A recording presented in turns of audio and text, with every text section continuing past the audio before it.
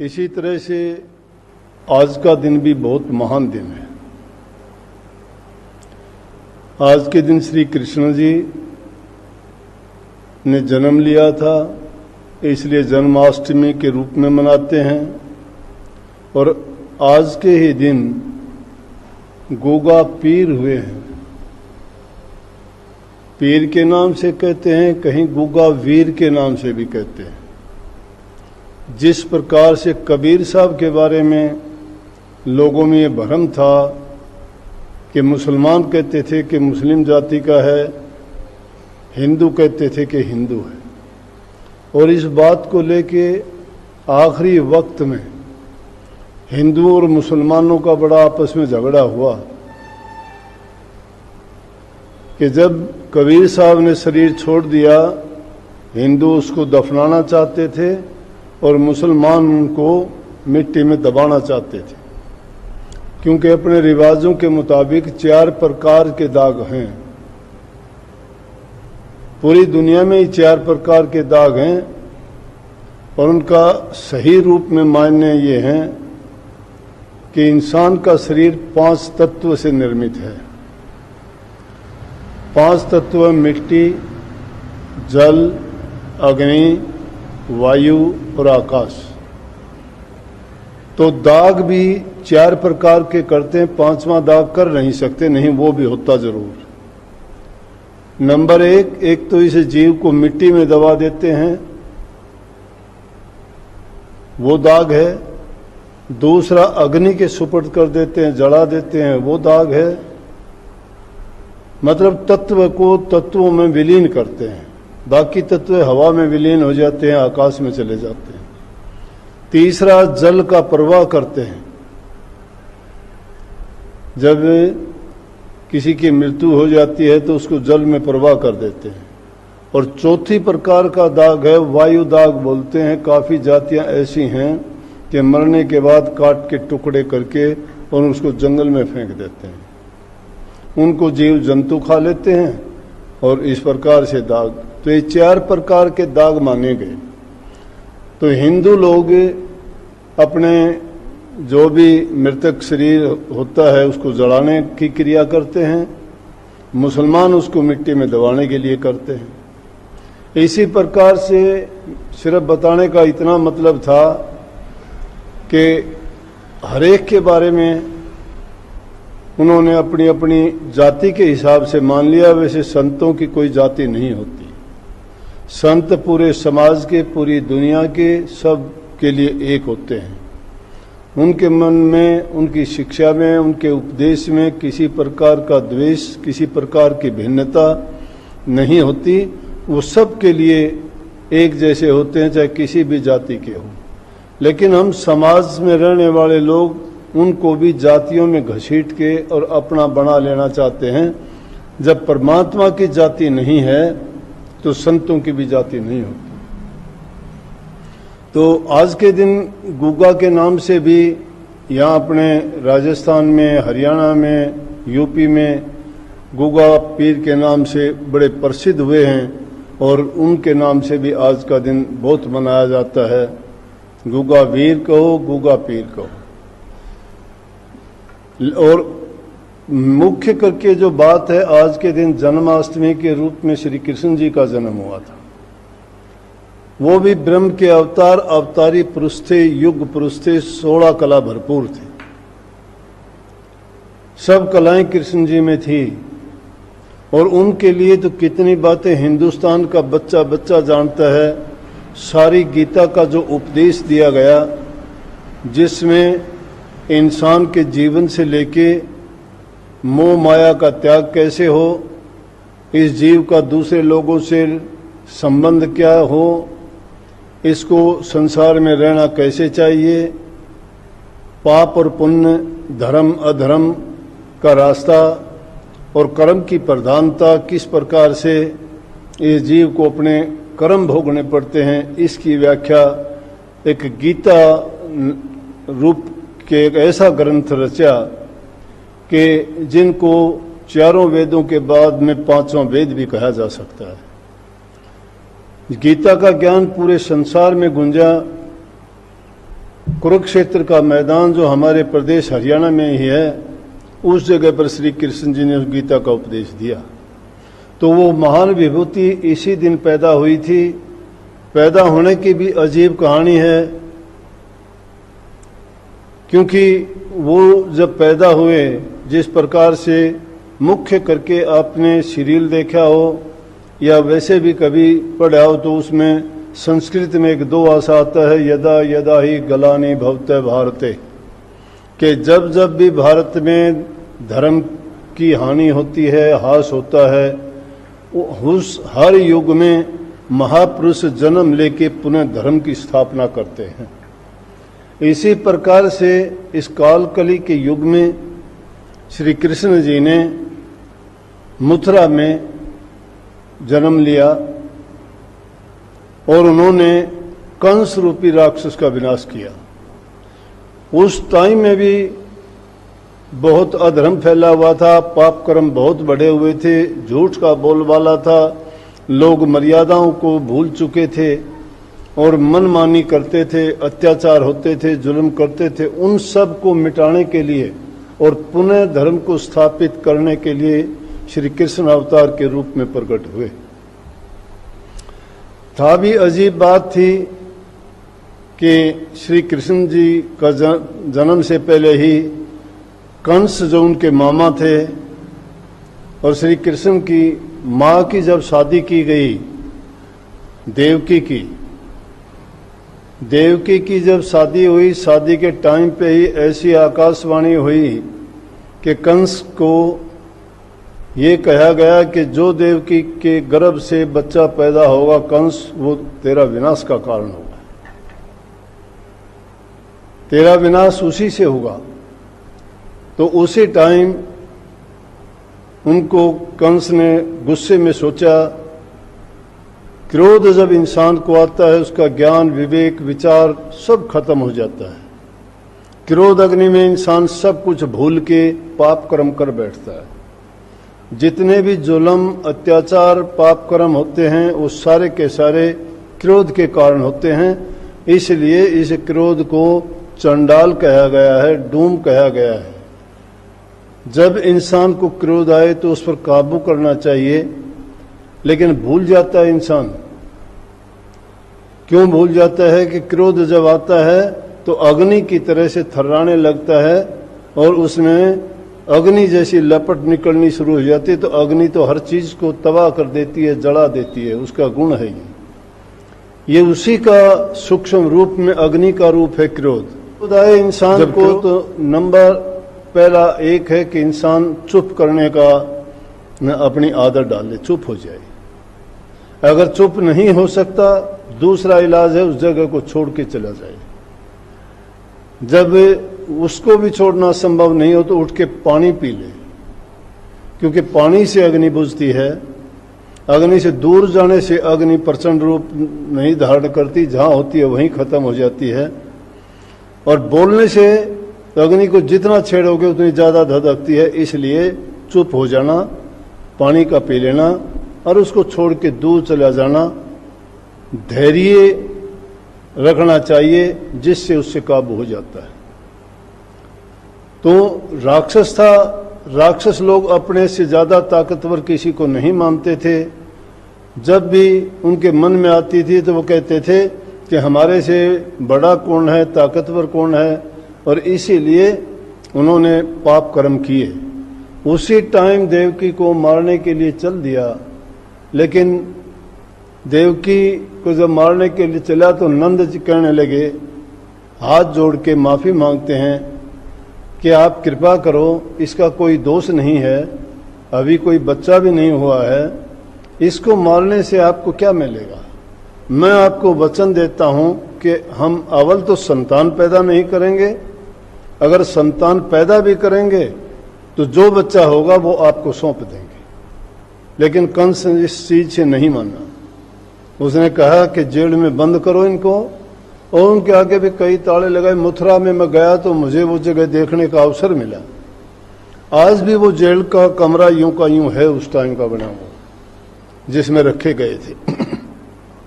कहते तो ये हैं कि 7 तालों के अंदर थे, लेकिन हो सकता है उस टाइम में और भी ज़्यादा इंतज़ाम प्रबंध हो, पहरेदार बिठा दिए गए, सिपाही लगा दिए गए कि कोई भी वहाँ पर भी नहीं मार सकता था। लेकिन बात कही ना, जाको राखे साइयार मार सके ना कोई, बाल न बांका कर सके जो जुग बैरी होए। जिस चाहे जुग भी बैरी क्यों ना हो जाए, पूरा संसार किसी का दुश्मन क्यों ना हो जाए, जिसको मालिक रखना चाहता है उसको कौन उसको मार सकता है, कौन क्या बिगाड़ सकता है, उसका बाल बांका नहीं कर सकते। वही हुआ, बच्चे पैदा होते गए, सबको सब देते गए। वो बेचारी मातृ शक्ति होती है, बच्चे को पैदा करती है, अपनी सारी ताकत उसके में लगा देती है, अपना खाना पीना, दुख कष्ट सहना। हर औरत चाहती है उसकी संतान स्वस्थ हो, सुंदर हो, दुनिया में नाम कमाए, अच्छे से उनके परिवार के नाम को रोशन करे, बड़ा होके वो नेक इंसान बने, दूसरे लोगों के लिए वो परोपकारी हो, अच्छा गुणवान हो, जिसके कारण उसकी माँ का नाम भी ऊंचा हो, पिता का नाम ऊंचा हो, खानदान का नाम ऊंचा हो। और जो बच्चा पैदा होता है उसको हर जीव की, ये वैसे तो उनके साथ मोह बंधा हुआ है भी जरूरी। जिसको पैदा करते हैं तो उसके लिए, उनके लिए बहुत प्यार होता है। किसी जीव को देखो, अपनी जान भी दांव पर लगा देंगे उसको बचाने के लिए, लेकिन ये उसकी देवकी की मजबूरी थी कि कोई भी बच्चा पैदा होता उसको दे देते। लेकिन वो भावी का लेख था, ये किसी की बस की बात नहीं, ये भावी थी। क्योंकि प्रभु ने जब किसी का नाश करना होता है उसके लिए वो इंतजाम भी कर देता है। उसके इंतजाम के लिए वो रास्ता इसी रास्ते से होना था। जब बच्चे होते गए, देते गए और उनको मारता गया, 7 बच्चे उसने इसी तरह से मार दिए। 7 लड़कियां थी, कन्या थी। लेकिन अंत में जब लड़का हुआ तो देवकी का मन डोल गया कि अब तो चाहे मेरे प्राण भी क्यों न जाए, मैं ये नहीं दूंगी आपको। और नंद को राजी कर लिया कि इसको तुम कहीं ना कहीं किसी तरह से बचाओ इसको। जसोदा के पास लेके गया। अब जसोदा का भी पूर्व जन्म का संस्कार था। कृष्ण जी का उनके पास जाने का क्या था कि जसोदा पिछले जन्म में उसने विष्णु भगवान की बड़ी भक्ति की थी, और भक्ति करते करते बड़े प्रसन्न हुए विष्णु भगवान। तो उससे कहने लगे, वर मांग, क्या मांगती है? तो क्या वर चाहती है? बोला कि आपने मुझे दर्शन दिए, इससे बढ़ के मुझे वर कोई नहीं चाहिए। फिर भी मैं आपसे एक वर चाहती हूं कि इस जन्म में मुझे आपके दर्शन करके पूरी तृप्ति नहीं हुई, मुझे अगला जन्म भी मिले और उसमें भी आपके दर्शन हो। इसीलिए ऐसा इंतजाम किया गया कि कृष्ण जी को इसी दिन रात के टाइम में, बरसात का मौसम था, भादों के महीने में बहुत बरसात होती है, जमुना जी, गंगा जी, सब नदियों में पानी का उफान था। नदी को पार करना बड़ा कठिन था। जमुना में पानी बहुत ऊंचा चढ़ा हुआ था, लेकिन स्वयं परमात्मा जब आए हों और वो अपने रास्ते खुद बना लेते हैं, वो तो दूसरों के लिए इतना रास्ते खोल देते हैं, उनके लिए क्या मुश्किल था। जब नंद जी उनको लेके गए तो कहते हैं पांव लटकाया, जमुना जी का पानी नीचे चला गया और उनको आराम से लेके चले गए। ऊपर से बारिश है। कहते हैं शेष नाग ने टोकरी के ऊपर अपना फन रख फैला के पूरी बरसात को उठ लिया और श्री कृष्ण जी को ले जाके वहां जसोदा की गोद में दे दिया। वहां उसकी लड़की हुई थी, लड़की को लेकर रात को ही वहां वापस आ गया। मथुरा और वृंदावन की यह कहानी है। रात रात में दोनों काम हो जाना इतनी बात संभव नहीं है, और वो भी जेल के अंदर जब इतना पहरा हो, सब पहरेदारों की आंखें बंद हो जाती हैं, सब सो जाते हैं, वो लेके चला भी जाता है, वापस भी आ जाता है। और दिखाते हैं उसको जब आखिरी संतान को मारने लगता है कंस, तो आकाशवाणी होती है कि कंस इसको तो बेकार में मारता है, तेरा नाश करने वाला तो वहां वृंदावन में पैदा हो चुका है, तेरा नाश तो करने वाला बच चुका है, अब तेरा बचना कठिन है, तेरा नाश तो वही करेगा। तो इस दिन को जन्माष्टमी के नाम से अपने यहाँ क्या देश विदेशों में भी मनाया जाता है। श्री कृष्ण जी भी ना एक जाति के थे, ना एक धर्म के थे, ना किसी एक प्रदेश के थे। वो पूरे विश्व के थे और उन्होंने जो ज्ञान बांटा, जो ज्ञान दिया और जो जो कल्याण के कार्य उन्होंने किए, राक्षसों का संहार किया, धर्म की स्थापना की, लोगों के दिलों को भय मुक्त किया।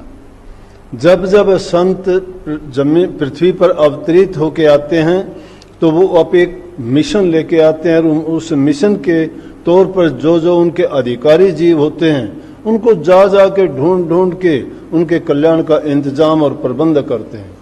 इसीलिए संतों ने इस बात को कही कि बणी बनाई बन रही और बनन की ना, तुलसी धोखा मत धरो मगन रहो मन।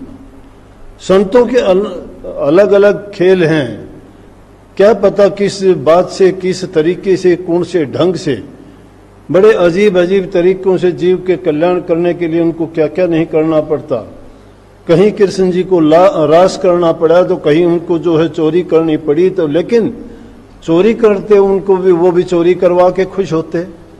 जिनके साथ नाच गाना करते वो भी उसको देख के खुश होते। जहां ज्ञान का प्रचार करते वो भी उनको देख के खुश होते। जिनके साथ क्रीड़ा करते, लीलाएं करते, उनको देख के भी वो खुश होते। और जहां राक्षसों का संहार करते तो उसको देख के भी लोग खुश होते। ये लीलाएं करने का मतलब क्या था? इतनी लीलाएं उन्होंने की। जितने बड़े बड़े राक्षस थे, किसी न किसी रूप में, किसी को किसी ढंग से, किसी को किसी ढंग से, किसी को कहीं मिला के बचपन से जब से वो पैदा हुए उसी टाइम से उन राक्षसों का संहार करना शुरू कर दिया।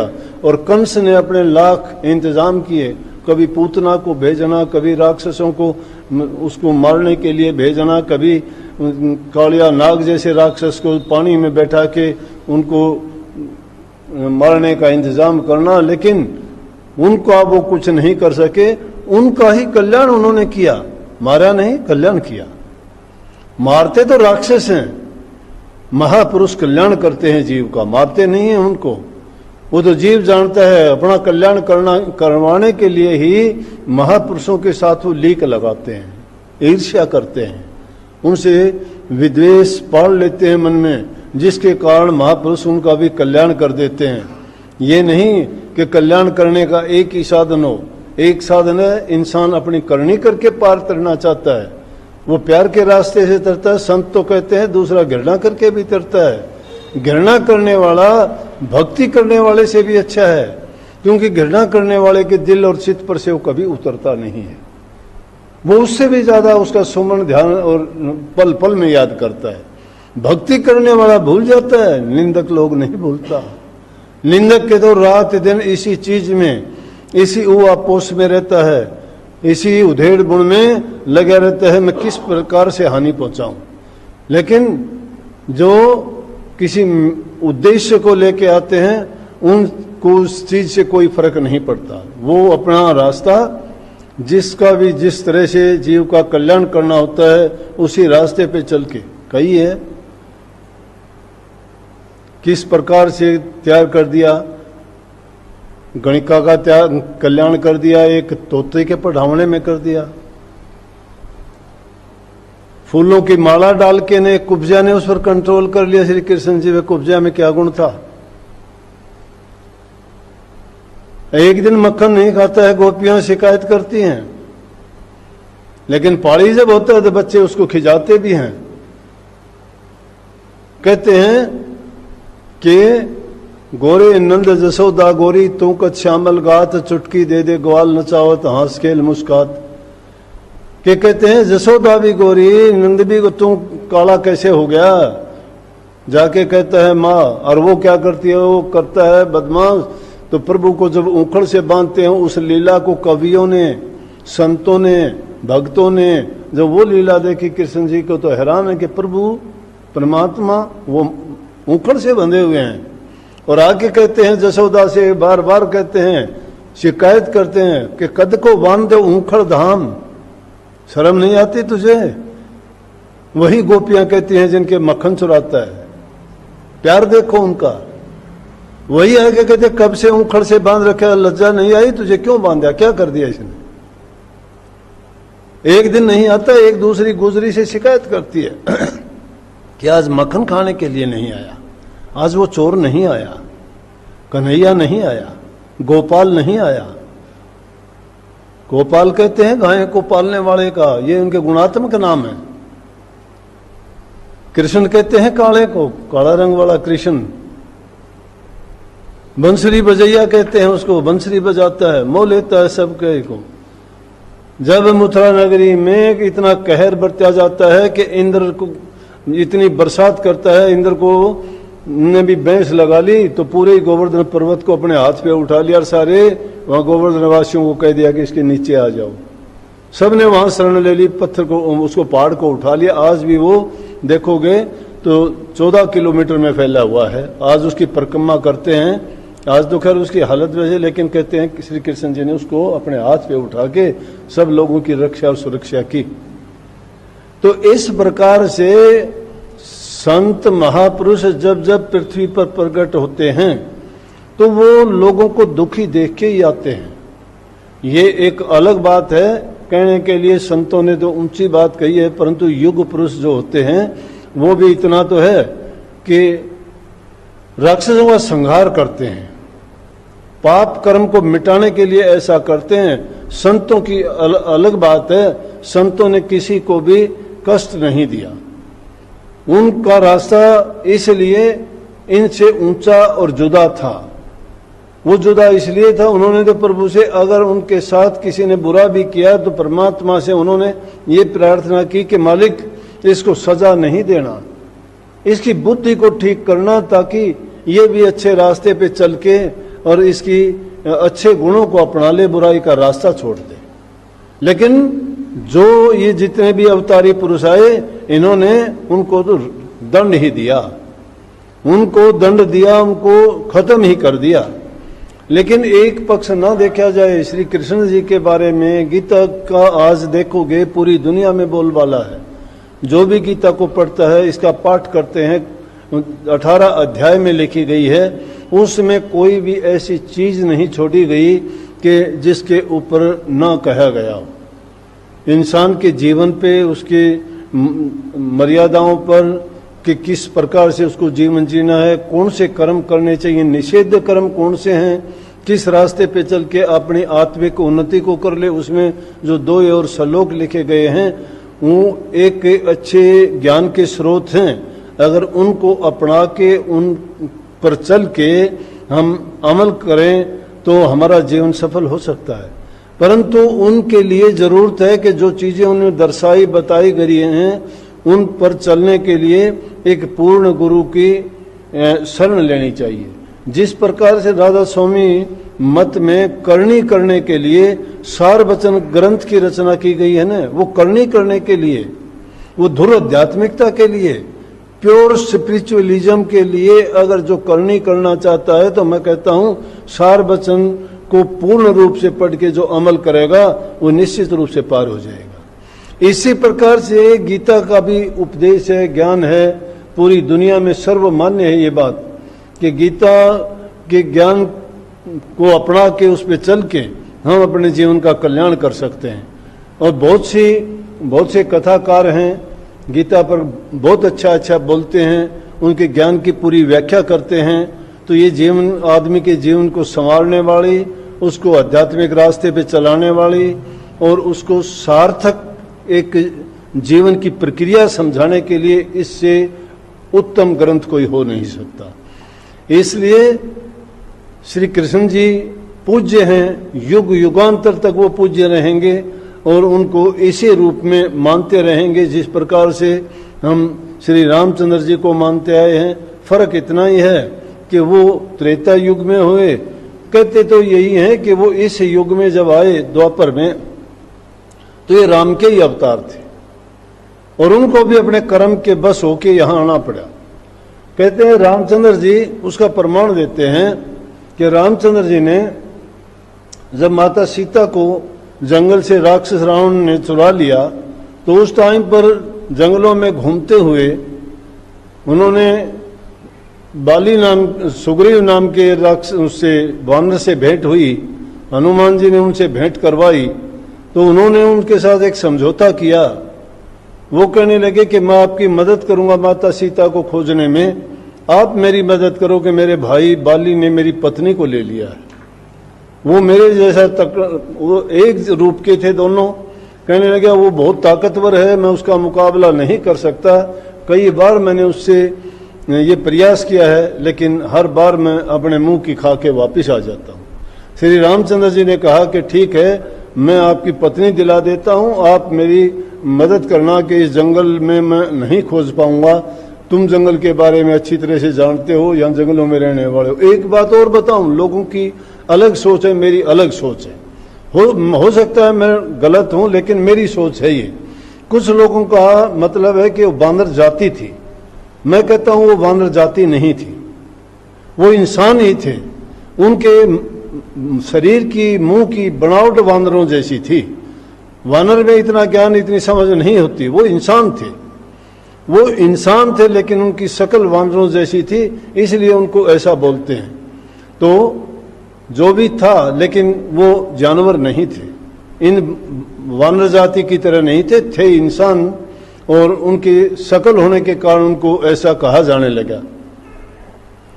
तो श्री रामचंद्र जी ने क्या किया, कहने लगे कि जाओ तुम उसके साथ युद्ध करो और मैं तीर चलाऊंगा, जिसके कारण बाली का वध हो जाएगा। वध होने के बाद तू तेरी पत्नी को लेके लौट आना, तेरा साम्राज्य तुझे मिल जाएगा, बाली ने जो छीन लिया था। लेकिन बाली के अंदर ये गुण था, जो भी योद्धा उसके सामने लड़ने के लिए आता था, सामने आने वाले योद्धा की आधी ताकत देखते ही उसके अंदर चली जाती थी, वो कमजोर हो जाता था, इसलिए उसका कुछ बिगाड़ नहीं पाता था। ये बात सुग्रीव ने बाली को बता दी थी। तो रामचंद्र जी कहने लगे ठीक है तुम जाओ। गया तो देखे आप दोनों भाई एक जैसे हैं, तीर किस पे चलाए। बाली ने उसको मार पीट के वापस भेज दिया। वो आके कहने लगा रामचंद्र जी आपने धोखा किया मेरे साथ, कि मुझे मरवाना ही था तो क्यों भेजा, आपने तीर चलाया नहीं। बोला अरे तीर किस पे चलाता, दोनों भाई एक जैसे थे, मैं उस पे चलाता, लग जाता तुझे, मैं क्या करता फिर। बोला कि इस बार ऐसा कर, पहचान अपनी अलग दे। उसको पट्टी दी, वो पट्टी बांध के गया, जिससे पता लग गया ये सुग्रीव है और ये बाली है। तो रामचंद्र जी ने सामने होके उस पर तीर नहीं चलाया, उन्होंने छिप के उसके ऊपर तीर चलाया, जिसके कारण बाली का अंत हुआ और सुग्रीव को उसकी पत्नी और वो साम्राज्य वापस मिल गया। उसको राज्याभिषेक कर दिया हुआ। आगे की कहानी रामायण की जो हुई आप सब लगभग जानते हो, जो भी है उसे सुग्रीव ने, हनुमान ने, जामवंत ने, इन जो जंगली जातियों के राजा थे, उन्होंने बड़ी मदद करी श्री रामचंद्र जी की सीता को खोजने में। हनुमान जी लंका में जाके पूरी खोज भेद लेके भी आई, युद्ध में सारी मदद करी। सेतु जो बनाया गया लंका तक का, समुद्र के 400 योजन के समुद्र के ऊपर से, उस के बनाने वाले भी यही थे सब। वो युग बीत गया, त्रेता युग आया। त्रेता युग में कहते हैं रामचंद्र जी कृष्ण के अवतार के रूप में आए। सारा सब कुछ काम करने के लिए जब अंत वक्त आया, तो श्री कृष्ण जी एक दिन जब सारा हाल हो चुका, कौरव सारे मारे जा चुके, पांडवों को राज मिल गया, उनको सबको कहने लगे कि तुम्हें पाप लग गया, तुम यज्ञ करो। उन्होंने यज्ञ किया। यज्ञ के बाद भी बोले कि तुम्हारा पाप उतरा नहीं है, तुमने इतना नरसंहार किया है। वो कहने लगे युधिष्ठिर के हमारा पाप कैसे उतरा। कहने लगे हिमालय में जाके गड़ जाओ, तब तुम्हारा पाप उतरेगा। राजकाज को छोड़ के पांडव लोग हिमालय में गड़ने के लिए चले जाते हैं, और श्री कृष्ण जी अफसोस में जंगल में बैठे हुए एक पेड़ के पैर के ऊपर पैर रखे और बड़ी चिंता में लेटे हुए हैं। लेकिन श्री कृष्ण जी के पैर में पद्म था, और वो पद्म जब मोती की तरह से चमकता था। जंगल में भील शिकार के लिए घूम रहा था, उसने देखा कि शायद ये हिरण की आंख होगी। दूर से उसको चमकती हुई दिखाई दिया, तो उसने सोचा हिरण की आंख है। उसने तीर चलाया और वो श्री कृष्ण जी को लगा। लगते ही कृष्ण जी ने आ की आवाज की, क्योंकि वहां लगना ही श्री कृष्ण जी की मौत का कारण था। और कहीं लगता तो कुछ नहीं बिगड़ता, लेकिन विदना का लेख है, राई घटन तिल बढ़े विदना लिखे जो लेख। जो लेख है वो अलेख नहीं हो सकता, जो लिख दिया प्रभु ने वो लेख। इसीलिए तो कहते बे माता ने लेख लिख दिए। लिखा लेख ना मिटदा भाई, रुदन की ते क्या होवे। हुकम साहिब दा मन्ने नाही, जन्म अकारत खोवे। साहिब अपना भाना करदा, भावे हसे भावे रोए। संत दास होनी नहीं मिटती, जो कुछ होनी होवे। होनी होनी कहंदे प्रारब्ध ਨੂੰ ਇਸ ਨੂੰ नहीं मिटांदे क्यों जे दारू ਹੁੰਦਾ ਹੋਣੀ ਦਾ तो रामचंद्र बन जांदे क्यों सीता सतवंती ਨੂੰ चोरी राकस पकड़ ले जांदे क्यों कोई इलाज ਹੁੰਦਾ कर लेंदा बन बन धक्के खांदे क्यों इलाज ਹੁੰਦਾ तो कर लेते लेकिन क्यों कि होनी थी होनी होने के लिए बनती है होनी तो होके रह अनहोनी ना हो तुलसी मन मैदान में तान बिछोना सो ये चिंता करते हैं ना ये चिंता बेकार की करते हैं क्योंकि होनी के जो लेख लिखे हुए वो हैं कुछ नहीं हो सकता हाँ अपना कर्म बनाने के लिए इनके बहाने ढूंढ के अपने कर्म को नहीं बिगाड़ना कर्म करने की स्वतंत्रता है इंसान एक ऐसा ये जन्म है ऐसा एक अवसर है कि जिसमें इंसान जो चाहे वो कर सकता है कर्म बना सकता है भक्ति भी इसी में करता है कल्याण भी इसी में कर सकता है पाप कर्म भी कमा के दुनिया में फिर बार बार धक्के खाने के लिए आ सकता है सब का सब कर्म इसके हाथ है लेकिन कर्म बनाना पड़ता है कर्म ही प्रारब्ध बनता है प्रारब्ध ही लेख होता है लेख ही इंसान को भोगना पड़ता है और इसी को कर्म का एक वो परिणाम है जिसके कारण ये जीव संसार में बार बार जैसे हालात में आके गुजरता है बीतता है वो कर्म है तो श्री कृष्ण जी ने जब आ की आवाज निकाली भील बेचारा डर गया कि ओह बहुत गलत हो गया जैसे राजा दशरथ को श्रवण कुमार को मारने पे दुख हुआ था उतना ही दुख हुआ कि मैंने तो किसी इंसान का वध कर दिया भील आता है आके हाथ जोड़ के कहता है मुझे माफ कर दो कृष्ण जी हंसते हैं कहने लगे कि कोई नई बात नहीं है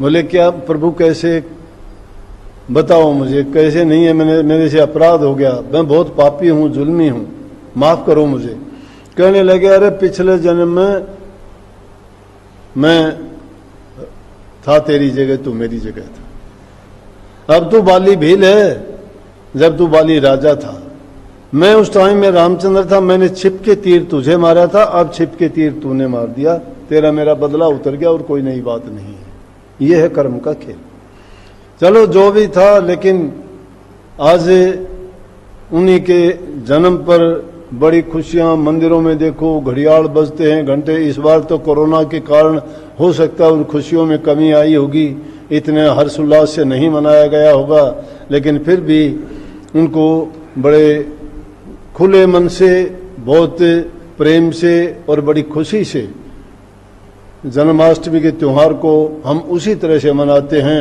जिस प्रकार से श्री रामचंद्र जी दिवाली के टाइम अयोध्या में आने पर दिवाली मनाई जाती है उसी प्रकार से आज के दिन उनको हम उसी रूप में खुशी के रूप में मनाते हैं बस इतना ही महापुरुषों के जीवन से शिक्षा लेके उनके ज्ञान से सीखना चाहिए कि हमें अपना जीवन किस प्रकार से जीना चाहिए उन्होंने जो उपदेश दिए जो शिक्षा दी वो हमारे सुधार के लिए कल्याण के लिए और अपने जीवन को सुखी जीने के लिए बताए उन सिद्धांतों और नियमों को हम अपनाएं अपने जीवन में उतारें तो निश्चित रूप से हमारा जीवन भी सुखमय होगा जब तक दुनिया में जीते हैं और जब यहाँ से जाएंगे तो वो हमारी करनी का फल होगा हम क्या करनी कर पाते हैं अगर भक्ति करके तुमने नाम की कमाई कर ली तो सदा के लिए मुक्त हो जाओगे अगर नेक परोपकार के कर्म करके या कुछ दान पुण्य कल्याण के कार्य तुमने किए हैं दूसरों को सुख पहुंचाया है तो स्वर्ग बैकुंठ में कुछ दिन रह के फिर वापस आ जाओगे अगर पाप कर्म किए हैं तो नरकों में घूम के आ जाओगे लेकिन आना फिर ये काल देश में और इसे माया के मंडप में फिर आना पड़ेगा फिर कर्म भोगने पड़ेंगे लेकिन सबसे उत्तम कर्म है भक्ति करना प्रभु का चिंतन करना सुमरण करना उसका ध्यान करके हम अपने संस्कारों से मन में पड़े हुए ख्यालात को बुराइयों को छोड़ के और सच्चे मन से जब भक्ति करेंगे तो निश्चित रूप से हमारा कल्याण होगा सबको बहुत बहुत आशीर्वाद